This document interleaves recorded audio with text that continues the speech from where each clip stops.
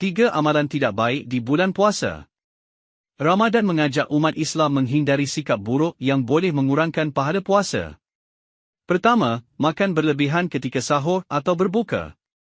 Sikap ini menyebabkan masalah kesihatan dan melanggar konsep kesederhanaan.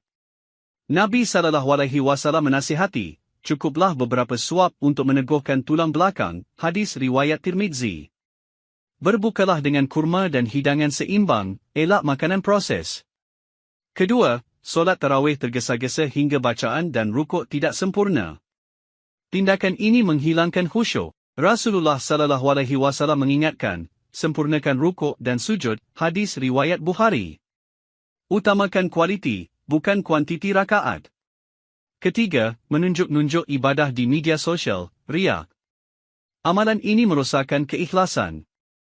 Sabda Nabi SAW, sesiapa beramal untuk dilihat manusia, Allah akan memalukannya, hadis riwayat Bukhari. Lakukan ibadah secara sembunyi, jika berkongsi, niatkan untuk motivasi, bukan pujian. Sebagai penutup, Ramadan adalah masa memperbaiki diri. Hindari sikap melampau, utamakan keikhlasan dan kualiti ibadah. Semoga puasa kita membentuk takwa sejati.